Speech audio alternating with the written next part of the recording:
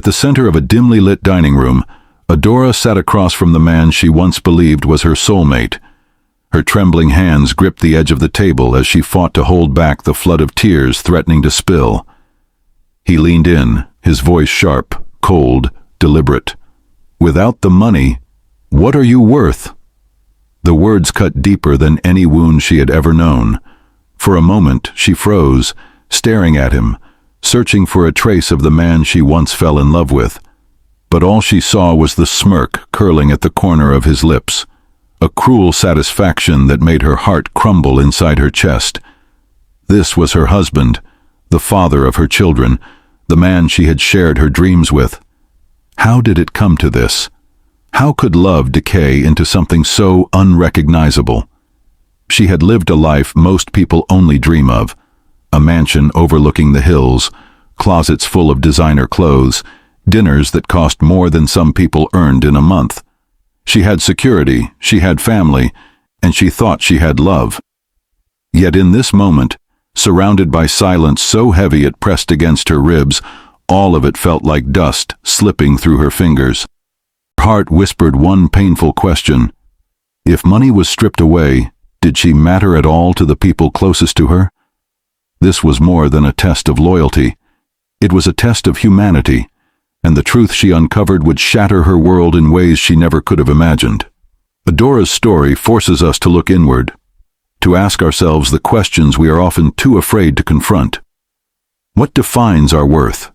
Is it the balance in our bank accounts, the jewelry we wear, or the houses we live in?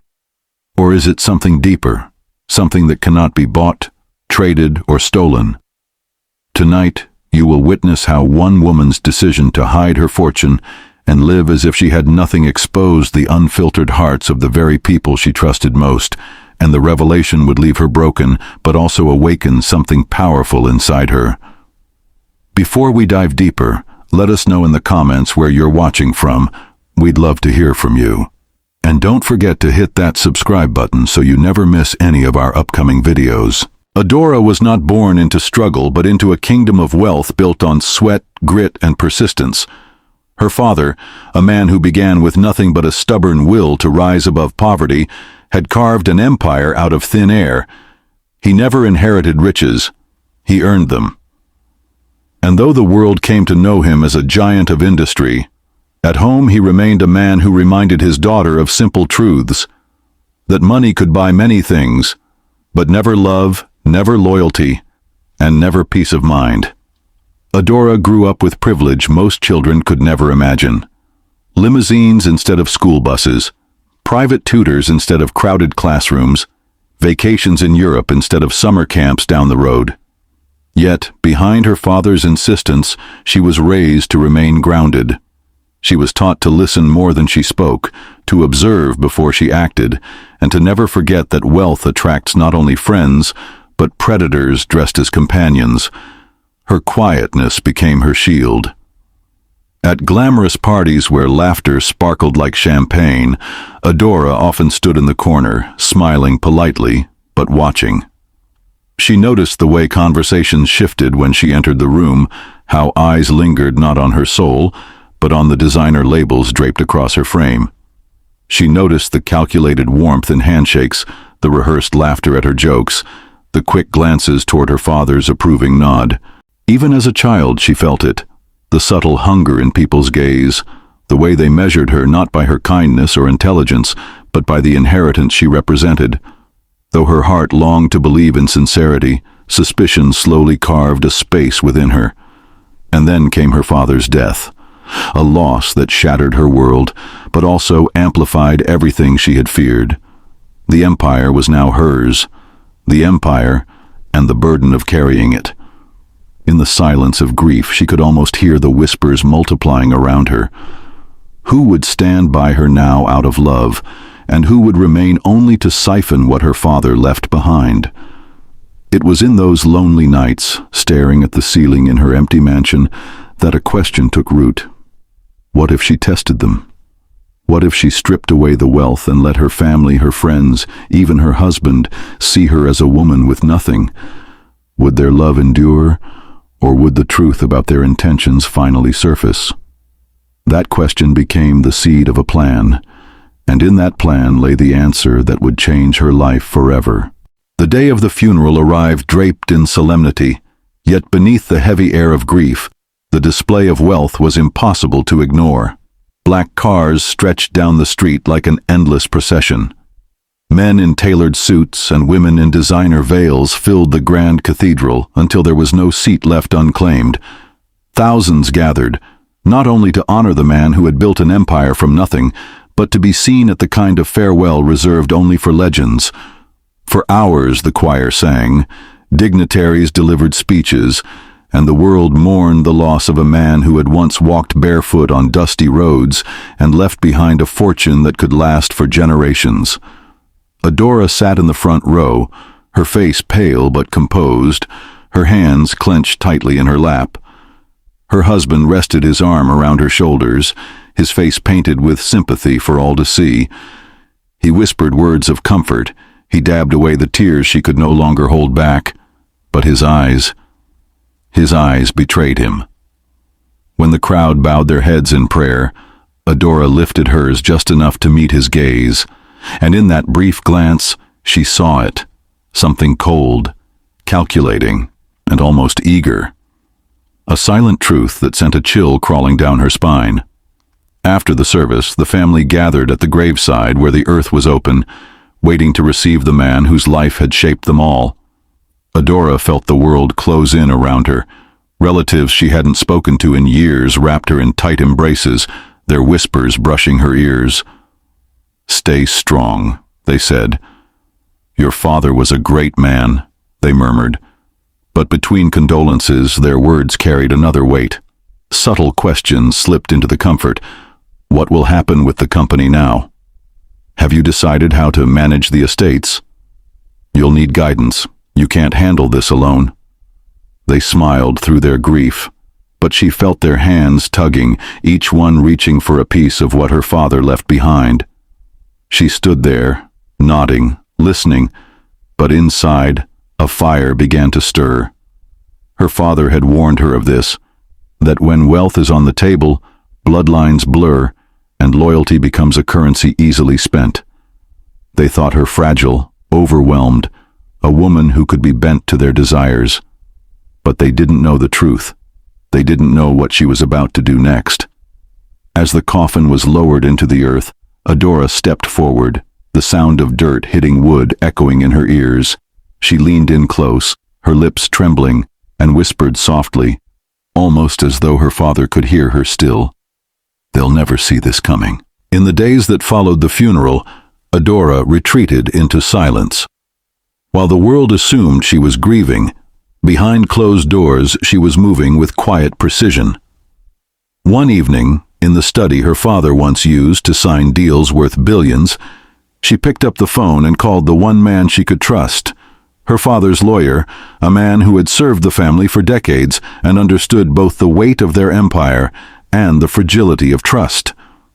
With a steady voice, Adora gave him instructions that would shock anyone who knew her. She told him to dismantle it all, at least on paper. To the outside world, she wanted it to look as if the fortune was gone. She demanded staged reports, falsified filings, and headlines that would send whispers through the business world. She asked him to freeze the accounts, to block the assets, to make it appear as though her father's life's work had crumbled in her hands. It wasn't an easy request, and the lawyer hesitated. "Are you sure about this?" he asked quietly, his tone laced with disbelief. But Adora's answer was unwavering. "I need to know who loves me without it. If I lose them all, so be it. But I need to know the truth." Within days, official papers were drawn up, and confidential leaks reached the ears of eager reporters. Headlines erupted across newspapers and television screens. Obialo Empire declares bankruptcy. Overnight, the family that once defined power and influence was said to be ruined. To the world, the Obialo fortune was gone, and to Adora, the stage was finally set. The reaction was immediate. Calls poured in from relatives demanding answers. Friends who once filled her social calendar suddenly grew distant, and whispers of scandal echoed in the circles of high society. Yet it was the silence in her own home that pierced her the most. Her husband, the man who had stood by her at the funeral with tears in his eyes, now sat alone in the living room, a newspaper spread before him. The bold headline glared back at him: "Billionaire's estate lost." For a long moment he stared, his face unreadable, and then the corner of his mouth curled into a smirk. Not sorrow, not panic, something else entirely. A reaction that left Adora with more questions than answers. Was it relief? Was it freedom? Or was it opportunity? At first, Adora thought perhaps she had overreacted. Perhaps the lawyer's staged filings would stir gossip but not alter the loyalty of those closest to her. But within days, the change was undeniable. Relatives who once filled her mansion with noise and laughter grew quiet, their visits stopping almost overnight. When they did appear, it wasn't with the warmth of family, but with questions disguised as concern. "Are you sure everything is gone?" they would ask. "Surely there must be something left your father put aside." Their words pressed against her like knives, each one sharper than the last. The cousins were the boldest. They demanded outright that she lend them money, insisting it was her duty to uphold the family's prestige. When she quietly explained that the accounts were frozen, they turned on her with bitterness. One cousin sneered, "So what good are you now, Adora? All that wealth, and you couldn't even hold on to it." The insult lingered, not because of the cruelty in their words, but because of the ease with which they discarded her. Blood ties, she realized, meant little when tested by fortune. Beyond her family, the ripple spread into her social life. Friends who once called daily vanished without explanation.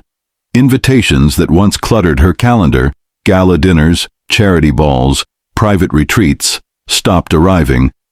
The silence of her phone became a cruel reminder of how quickly admiration turns into absence when money is no longer part of the equation. Where there was once abundance, there was now isolation. And for the first time, Adora faced the haunting reality of her experiment. Perhaps the love she thought she had was never love at all. But you, watching this now, are still here.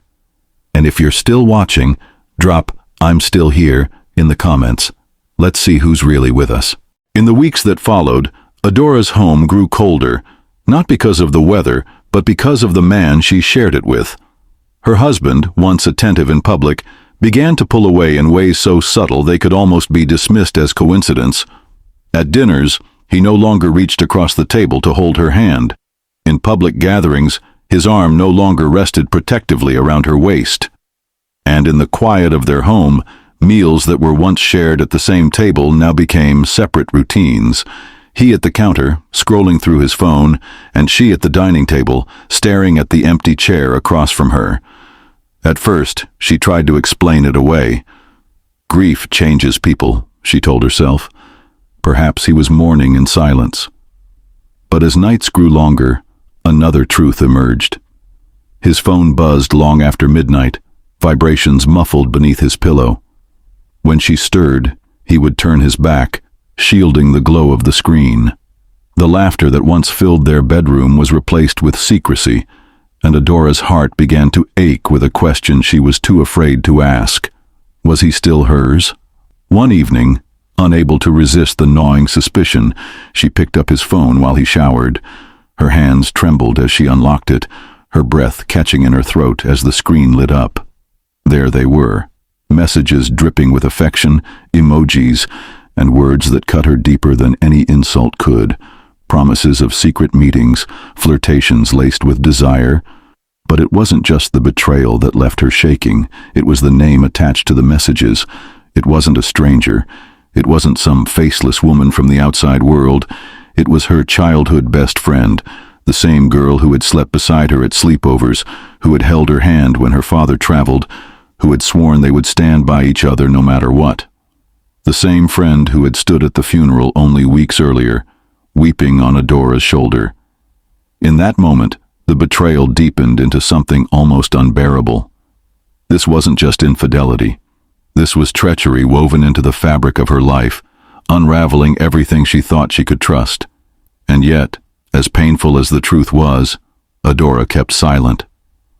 She closed the phone, set it back in place, and let her heart drown in quiet devastation, because deep down, she knew this was only the beginning.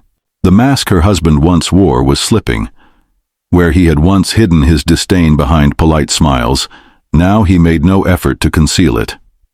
One evening, as Adora tried to start a conversation over dinner, he pushed his plate aside and looked her squarely in the eyes. His voice was sharp, deliberate, and cruel. "You're nothing without the money," he said. The words struck like a blade, slicing through the last threads of hope she had held onto.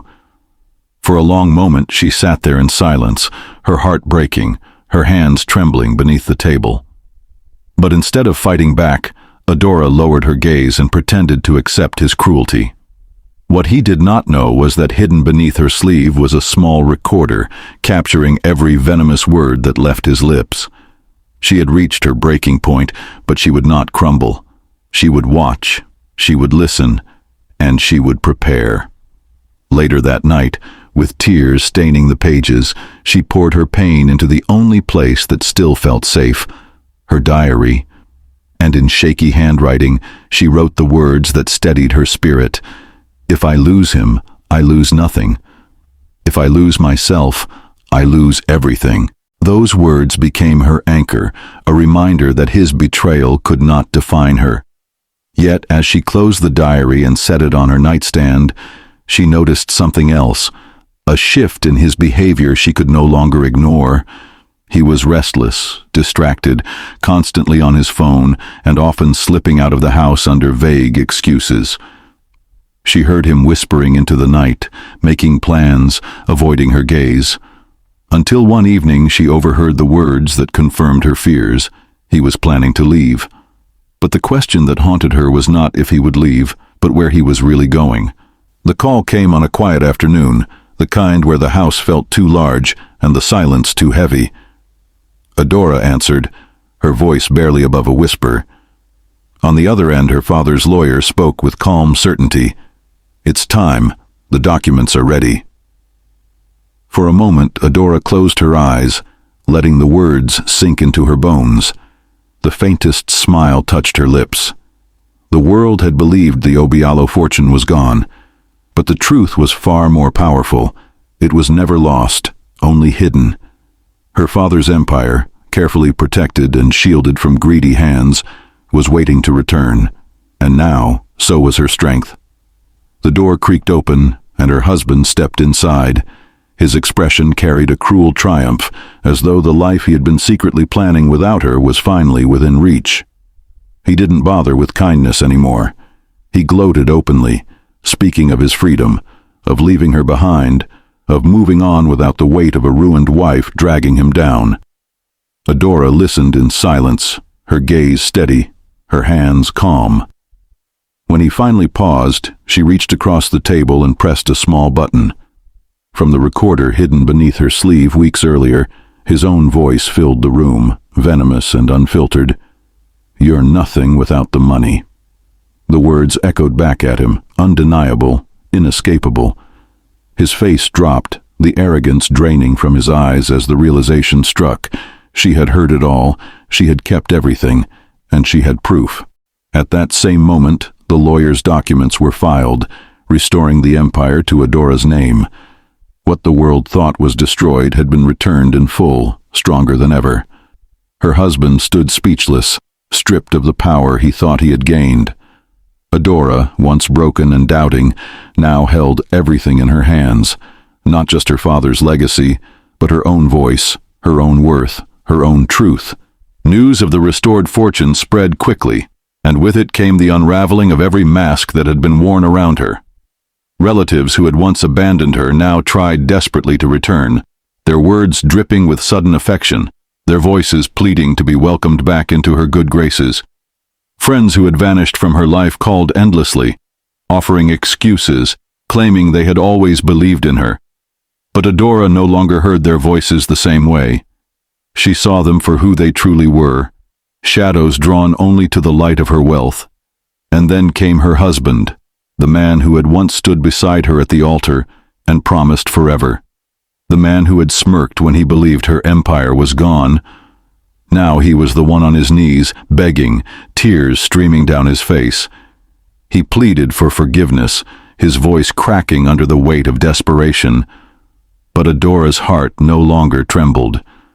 She looked at him with a calm strength that he had never seen before, and spoke the words that ended it all.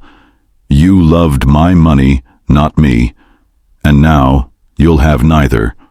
In that moment, justice was not loud, but it was absolute. The woman who had been doubted, betrayed, and abandoned stood tall, no longer defined by the wealth she carried or the people who clung to it. For Adora, the truth had finally set her free. And for everyone watching, it was a reminder that love without loyalty is nothing more than a lie waiting to be exposed. Adora's story is not just about money. It is about love, loyalty, and betrayal. In the end, she lost people she thought were hers, but what she gained was far more valuable. Freedom. Freedom from lies. Freedom from false affection. Freedom from those who measured her worth only in dollar signs. And in that freedom, she discovered something her father had always hoped she would learn.